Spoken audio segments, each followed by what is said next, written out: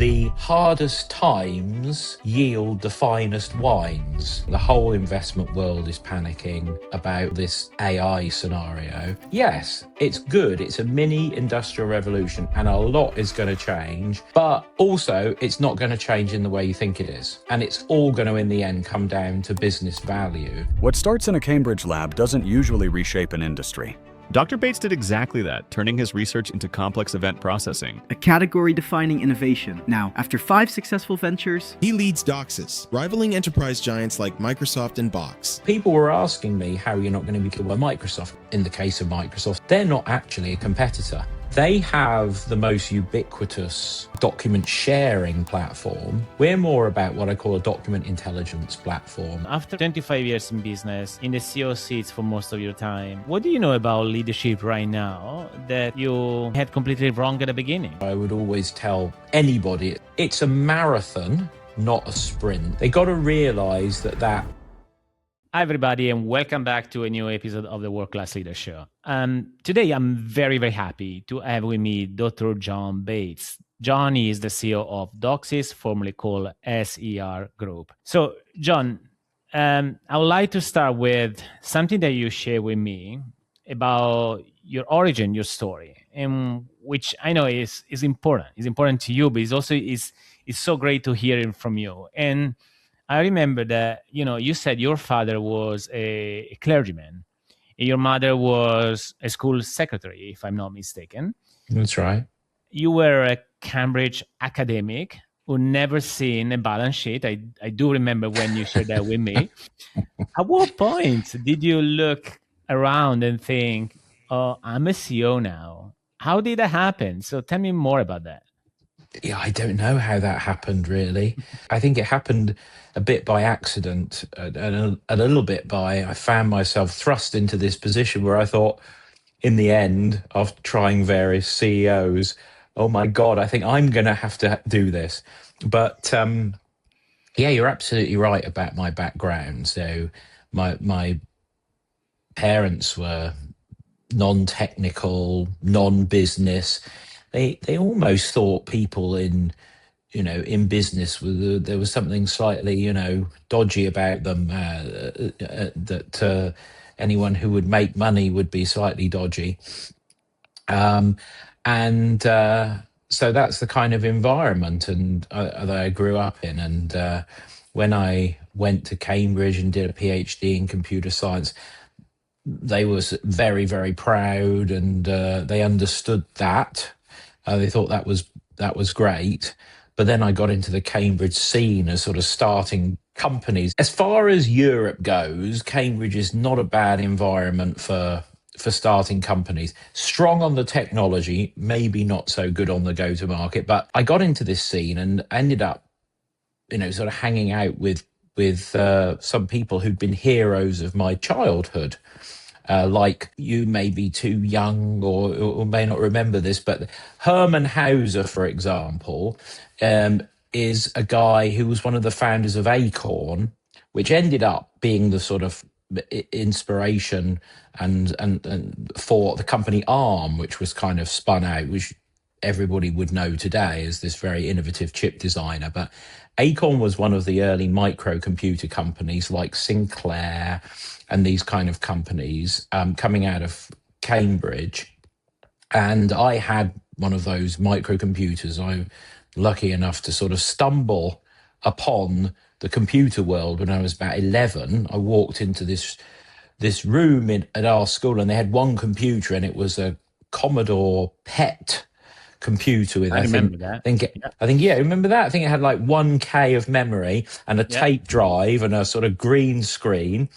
And I thought, what the heck is that? That looks brilliant.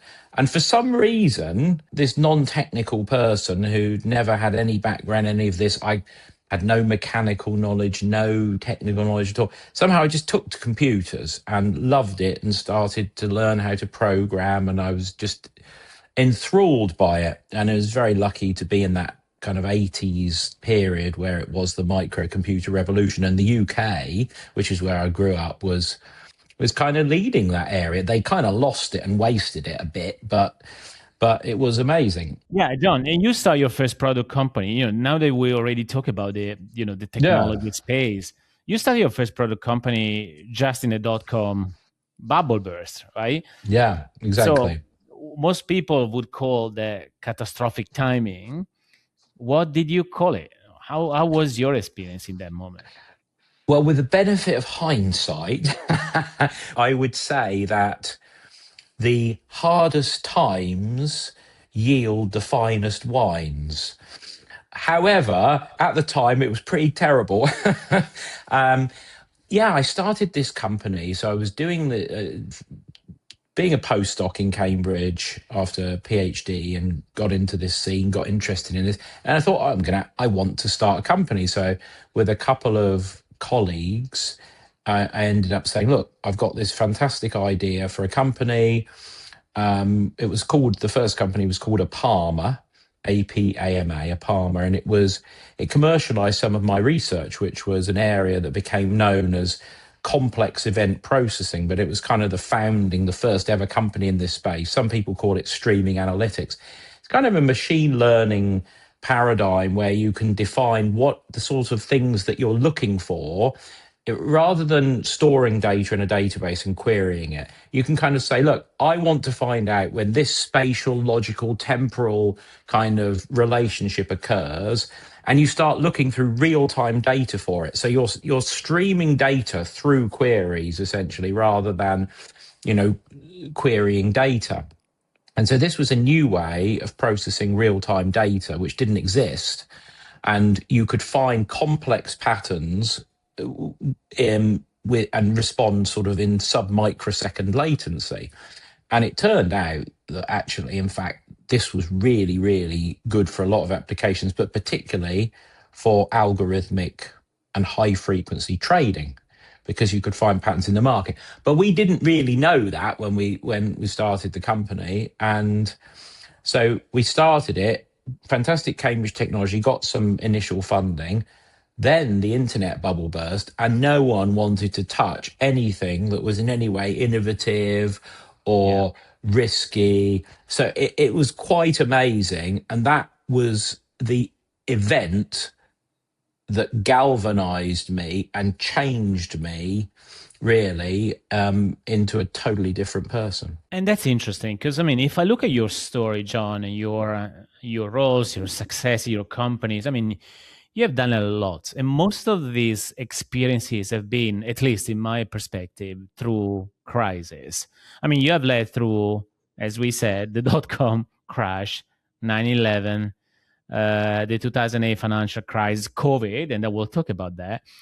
And now AI disruption, of course, and then also geopolitical chaos. So many things happen in your experience as a leader.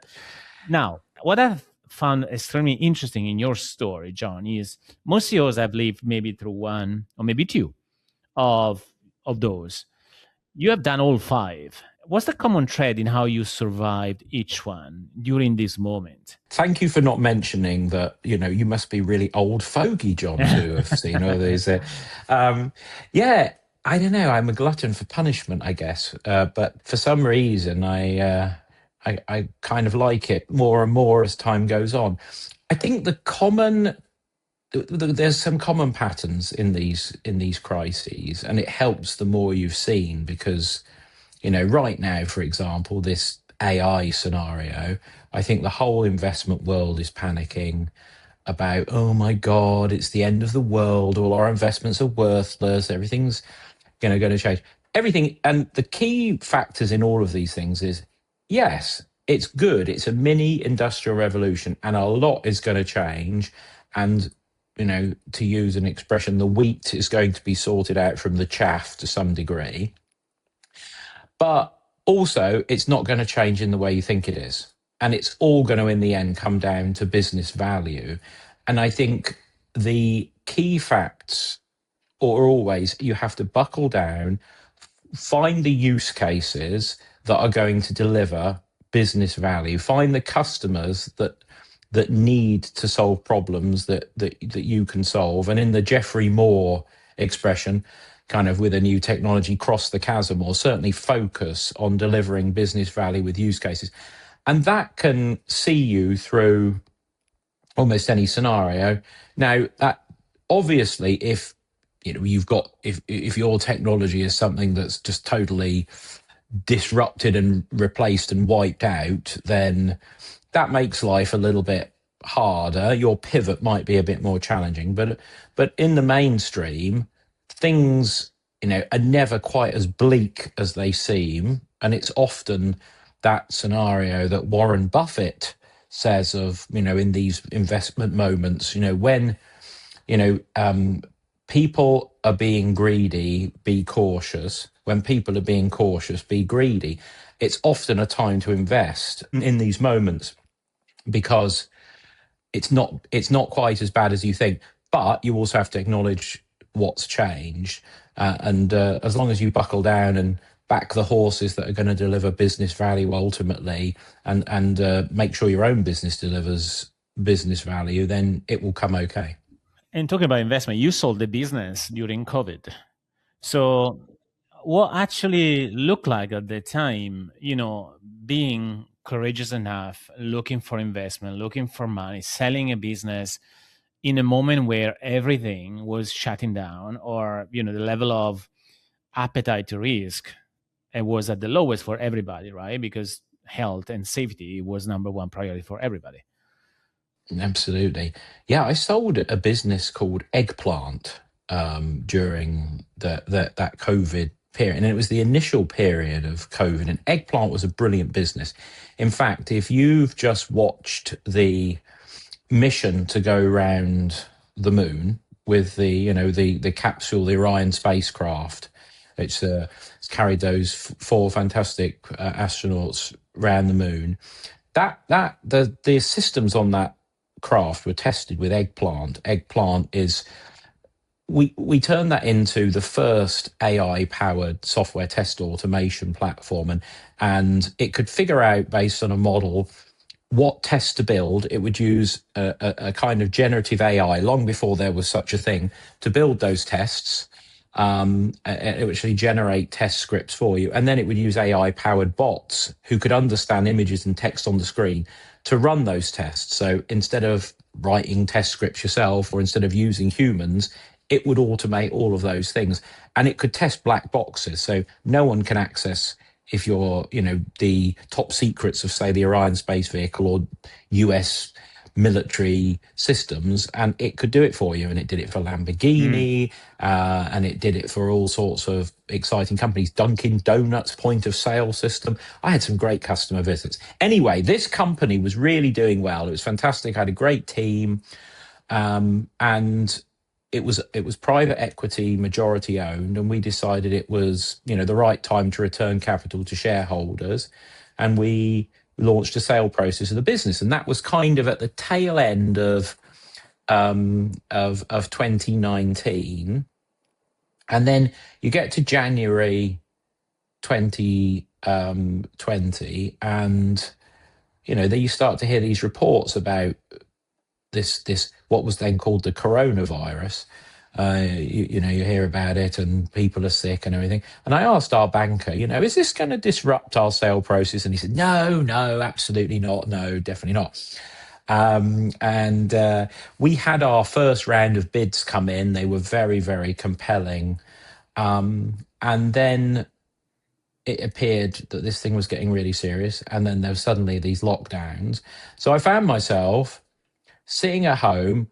Basically, everybody withdrew their bids, and the market totally dried up. Give you a stupid insight as to how confident I was that this would turn around. Aston Martin somebody let me know that Aston Martin had these amazing offers on because they thought that nobody would ever buy anything ever again. And there was like 30% off brand new stock of Aston Martin. So I thought, I feel so confident that I put down a deposit for an Aston Martin under this special terms, hoping that we would then go forward with our sale process. So meanwhile, we were focusing on the business, the people. They'd all been sent home. We had teams in the US and teams in the UK mainly. So they were all working from home. We had to set up and make sure, because remember, these tools like we're using, to speak today, they were massively less developed. They suddenly had this, incredible shot in the arm. And so we had to make sure everyone was okay. They all went home. We didn't put anybody into what's called furlough, some of these government schemes that can pay their salary or whatever. And we kept going. And what we found was, we just knuckled down and run the business. Suddenly, people started to realize, actually, companies can run like this. Actually, this is fine.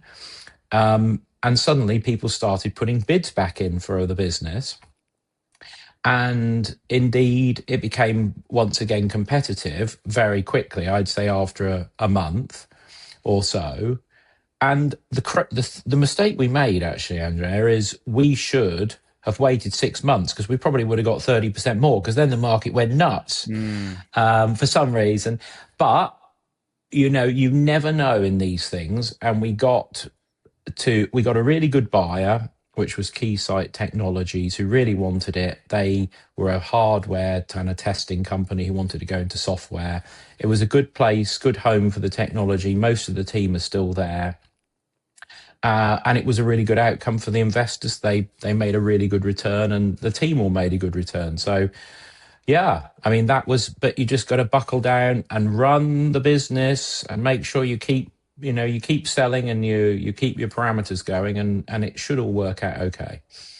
John, what was also the learning from a mindset standpoint? So a lot of leaders right now, a lot of CEOs, they're going through a similar level of uncertainty. Now, it's not necessarily one single crisis, but there are micro crises happening at the same time right now, economical, geopolitical chaos, new technology, forces coming into play, and many other things, the inflation and cost, all of that. What is the best way, mentally for a CEO right now to lead through this number of micro crises? They essentially is like living in one single crisis, and that never really ends. I mean, the episodes that you were talking about, now clearly, again, at that time we couldn't know that COVID was about to last reasonably shorter than when we were so much concerned at the beginning, right? Given the lack of vaccine, all of that. At least was an event. The financial crisis was an event. Again, you never know on how long it lasts, but at least it is one single event. To me now, it's more many happen at the same time. It's like a never-ending crisis they're dealing with. What do you think, mindset-wise, people, CEOs, they should really start to think or shift in a way how they're going to go through all of this? Yeah, absolutely. Well, the first thing I think is really important is that old adage, if you can keep your head when all around you are losing theirs and blaming it on you, then you're a man, my son, maybe, or a woman or a non-binary. But first, it's really important to keep some perspective. But secondly, I think it's really important to use these things as a rallying cry for the team. I mean, some of the crises at the moment, as you know, there's this AI, let's call it, SaaS apocalypse, if you like, where any company that's in any company that it's feared could possibly be replaced by could be automatically generated by AI as, massively devalued. That's one crisis at the moment. The other one's been obviously the economy, with first the US tariffs, which I think has been painful for some sectors, and then, war in Middle East. And of course, we've had Ukraine war going on for some time, which is causing inflationary pressures. And so there's a lot of pain going on at the moment in some of these things. And people are confused when the market goes down. I don't even think people are knowing, there's obviously this factor of people trying to get out of software. So sometimes you have to have a bit of a perspective. I mean, I personally, I remain long software. I think it's clearly the future. So where do you come out? I think you have to use it as a rallying cry. Yes, the world's changing, but it's not going to change exactly as everybody thinks. It's not the end of software, clearly.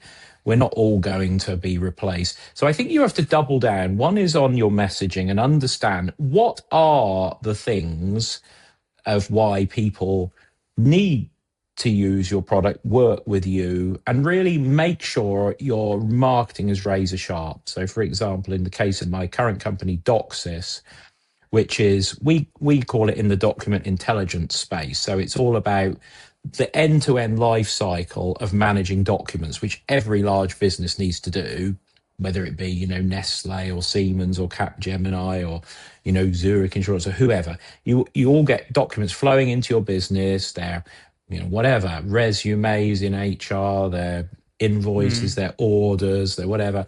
You need to be able to automate, ideally, the understanding of them. You need to store them and manage them in the billions or tens of billions. You need to be able to search and find the right information, find the gold nuggets in it, generate documents and so on. And so you might say, oh, well, that can just be replaced by AI. Well, fortunately, and hopefully many people have been in this case, we've had an AI first strategy for a long time. So, but we need to make sure that's clear. And you also need to be able to amplify what are the points of where, you're, for example, not going to be, it's not possible for AI to just replace you. Massively scalable system of record, for example, or the fact that you need for, regulated industries for compliance and governance reasons, you need to be deterministic. You need to be, you can't just hand it over to AI. Please regenerate me this highly, complex process, and I'll just trust you on it. Trust is super important. So anyway, the point is you need to get back to your marketing messaging, really be clear, make sure your team's on it.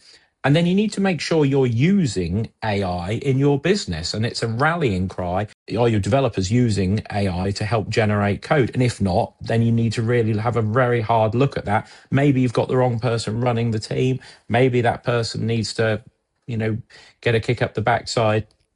Is your professional services department using it to generate things? Is your IT department using it to, is your finance department using it? So I think it's a chance to have a rallying cry, and, optimizing the business with new technology and saving costs can help mitigate some of these, I think, mini crises. Right. I'd like to ask more, a question more specifically about your company, Doxis. But before getting there, going through a moment of transformation, I'd like to get a view about transformation from you, because you told me that you prefer transforming existing businesses over starting ones, but you have started many businesses. So tell me more. That surprised me. Why? Why is transforming existing companies satisfies you more than founding companies? Said by an entrepreneur. Yeah, oh my God. If I look back on for example, my company I mentioned to you, Apama, it's so hard because you have to, I did everything from inventing the concept. I wrote the first product, and then my engineers that I subsequently hired had great pleasure in telling me how terrible my coding was and so on. And they replaced it and everything. But I built the product, I positioned it, marketed it. I was the CTO. I was, ended up, of course, running the go to market, and I raised the money, and it's so painful. And if there's any sort of mistakes, the VC investors, they'll end up benefiting, and you won't. And it's just so hard. Whereas if there's something that I think of it as, this is not going to sound very humble, but, Michelangelo and the statue of David, let's say. So I think that's one of the most beautiful, if not the most beautiful human-made thing that exists on the planet. It's absolutely incredible.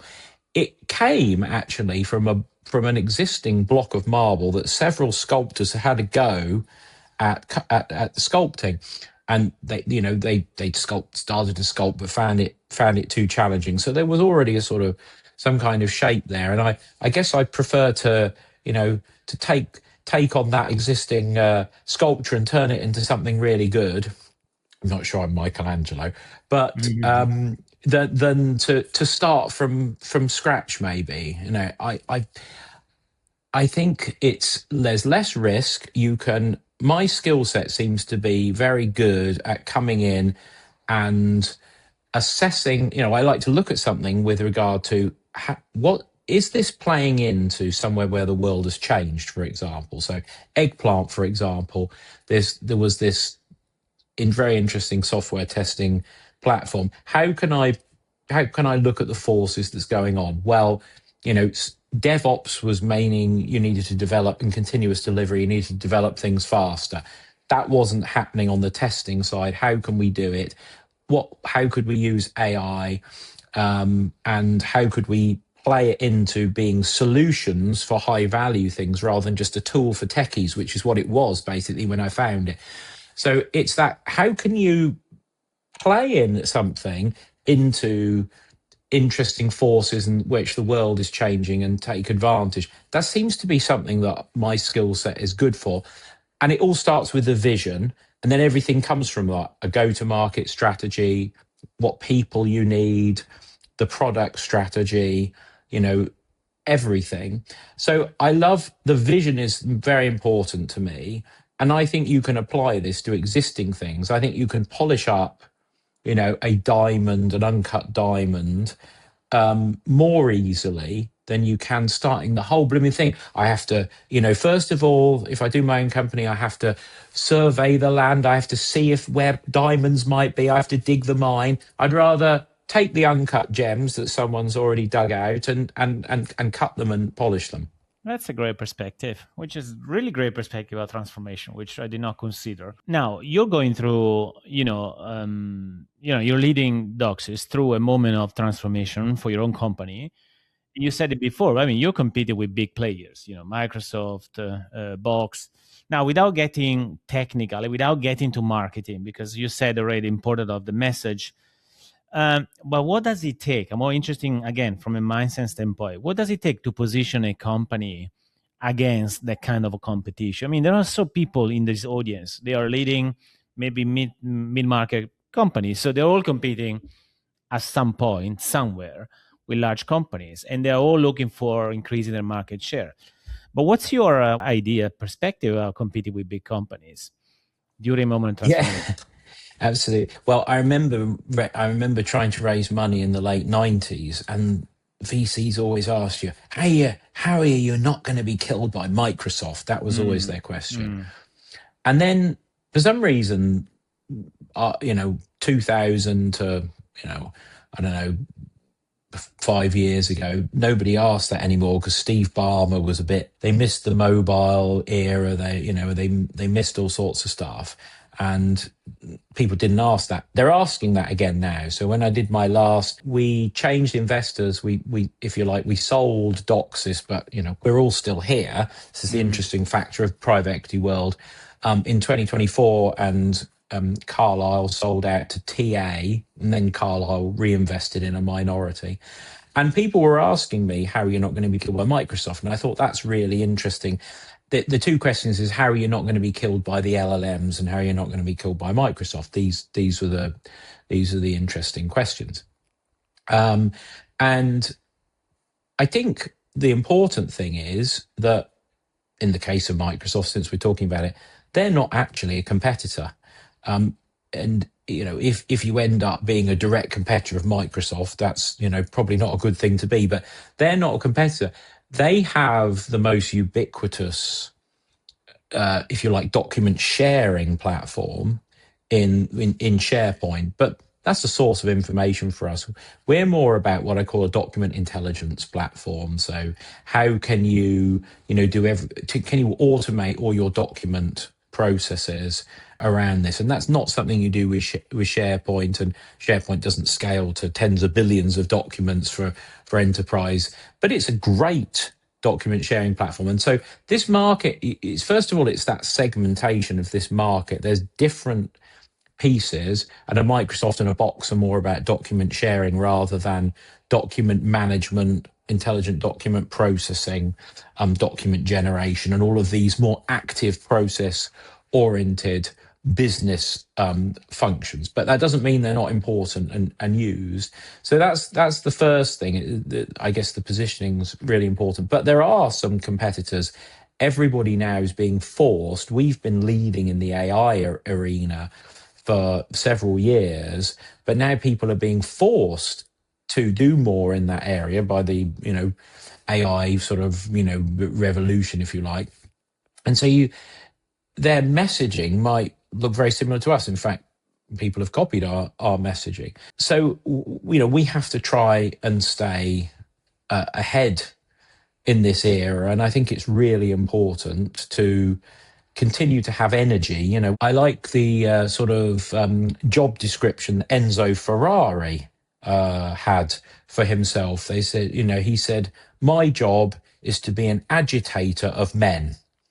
And, now I would say an agitator of people, but that's what I sort of see my job as, or part of it is to keep putting energy into the team, because, people will relax and they'll take their eye off the ball and they'll get too comfortable. And if those people don't take agitation, then they're not the right people for the team. We need to keep making sure everybody's thinking about, in our particular segment, how are we leading? How are we keeping an edge? And they need to do that all the time. And yeah, that's great. And speaking of that, I mean, what you're describing definitely requires great leadership. And probably that is a good question to ask you is, after 5 years of 25 years in business, in the CEO seats for most of your time, if not all of your time, what do you know about leadership right now that you maybe had completely wrong at the beginning? What did you learn about leadership? Because, I mean, we spoke a lot about market, business, but let's go a little bit deeper into the leadership. So what has been some learnings for you? Well, certainly, I think one thing that's really important, which I would always tell anybody, it's not just it's not just even leaders, it's just everybody, but it's really important for leaders, is when you are analyzing something, it's really tempting to go straight into the negatives. You should do this, you should do that, you should do that. What's wrong, as opposed to starting with what's right. And it's a marathon, not a sprint. We've just had the London Marathon, actually, yesterday. We were talking about it. So it's not a sprint, it's a marathon. And so you need to keep, morale is super important. You need to keep people motivated. So by telling them, well, that's a great presentation, actually really love this, that there's, 95% of it's good. Here are the areas where I think we need to improve it. That's a much better message than, look, this is bad, this is bad, this is bad. So I think that's one thing that we can all keep ourselves better on, keeping the morale going for the marathon. And I think also getting people into the vibe. Let's say I am an agitator of people, and keeping people on their toes. They got to realize that that's not that being horrible, and to sort of value it. I think I've got my current team into a way of they're expecting to be agitated and they see it as a good thing. Okay, so that's good. So I think it's taking the people with you, and I think these things you sort of realize over time. I think you also don't have to be deadly serious all the time. You can have a bit of fun. I think you can, as long as everybody is generally serious. I think there's nothing wrong with actually enjoying what you're doing. One other thing that I learned, I actually learned this early on. And do you know how Jack Nicholson in A Few Good Men, do you remember, have you seen that one where he's the general and he ends up in court because it turns out he'd ordered a code red where they'd sort of, did something bad to a guy and he dies, and he was denying he'd ordered this. Anyway, there's a classic quote where he says, Tom Cruise, who's cross-examining him, says, "I want the truth." And he says, "You want the truth? You can't handle the truth." And I think there's a lot of that in a company. The CEO has to often bear a burden, sometimes with the CFO, that others can't bear and can't handle. And I'll give you an example. When I was doing Apama, I was in that Dotcom, era.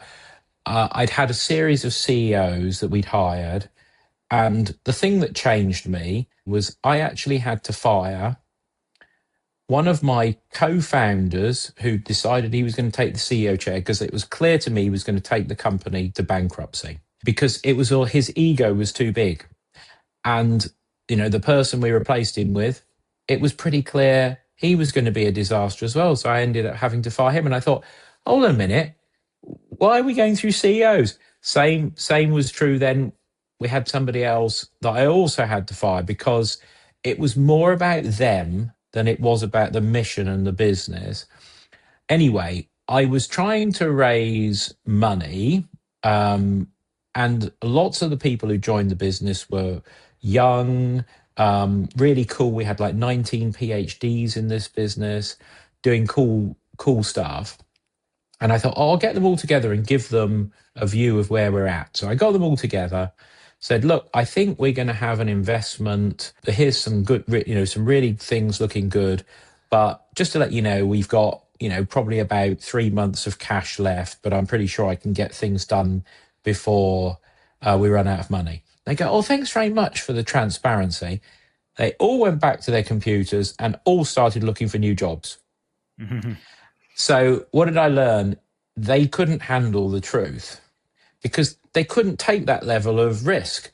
And sometimes you've got to make a decision about transparency is great, but sometimes there's things that where you need to bear the burden yourself.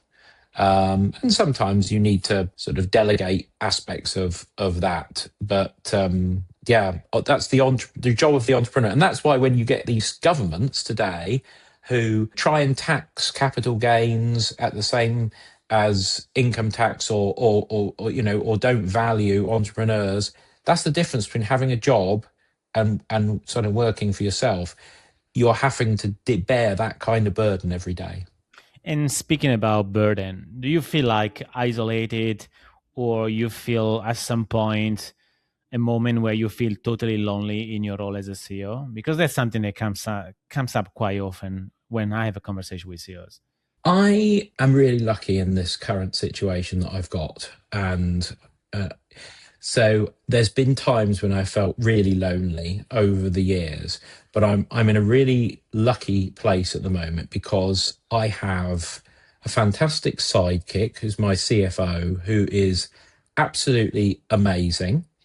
And, I always dreamed of people where not only are they really good, but they do things that I wouldn't have thought of. And then they present it to you and go, look at, I've done this. And you go, wow, that's awesome. So cool.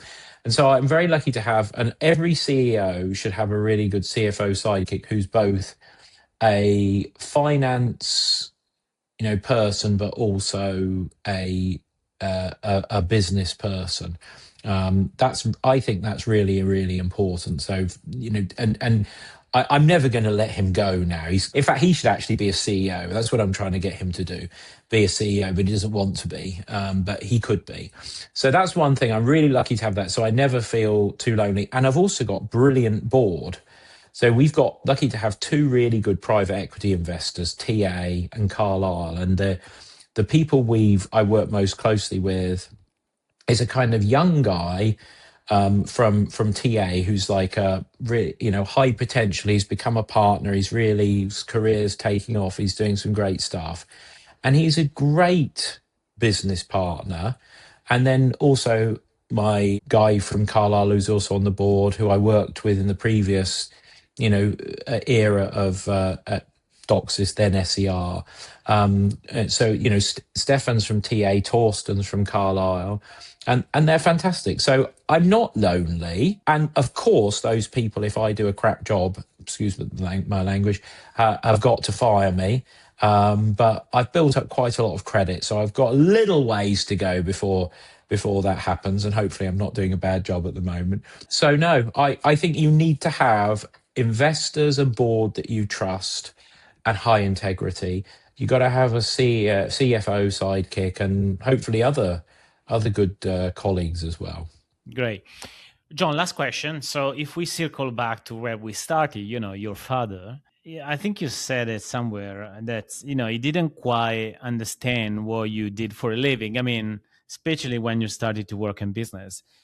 And look, I lost my father just 3 months ago. So I know what does it mean for a son, right? To live in a legacy of a father. If he had the opportunity to see you right now, what would you want him to know about your career, where you ended up with? Wow. Well, I'm sorry to hear about your dad. It's Thanks. a sad thing when that happens. Yeah, mine passed away now 11 years ago, actually, and yeah, I think about him all the time, every day, probably, and particularly when I'm watching Aston Villa, which was Was it his same? football club. You see, so we've all been cursed with this support now, but now my son is like a fourth generation supporter of Aston Villa in the family. So we're hoping that they get to the Europa League final, but with fingers crossed. But what would I say to him? Look, I think as he would be pleased. I think mostly with family, which I've got three great kids, and I'd love him to see how they've been growing up really well. I think he would hopefully be impressed with all the people whose careers that I've helped, because that's something I really pride myself on doing. I mean, look, I'm not a saint, but I really pride myself on helping people to achieve their goals. If they're somebody who wants to get on board the bus, I will do everything I can to help them meet their goals, financial, career wise, and whatever, and then stay in touch. So I hope he would be pleased. And also with regard to my academic career, in a small way, we've given back a little bit to my Cambridge college and things like that. So I hope he would be pleased with some of those things, but it's not over yet. So let's see what we can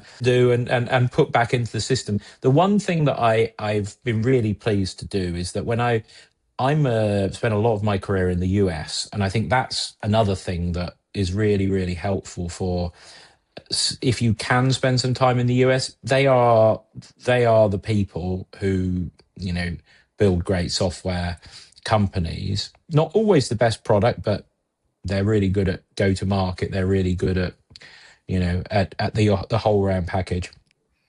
And when I moved back to the UK, I was said I'd love to put something back into the UK software industry. And I was lucky enough to be invited to be on the board of Sage, which is the UK's largest publicly listed software company. And I think I've had some good influence there. They're a great bunch and they've done some great stuff. But, I was pushing the AI agenda there and various other things as well. So I like to hope I've played my little role there in putting something back there as well. Great. John, thank you. And I think that speaks highly about you and your strong commitment to give back, your experience, your story. And I'm sure you have so much to share as you did today in our podcast. John, where people should go if they want to know more about you and Doxis? Yeah, I think Doxis.com, Doxis. And yeah, I'm sure you can learn more than you ever wanted to know about document intelligence. Amazing. John, thank you so much for being with me today. I really enjoyed our conversation. Thank you, Andrea.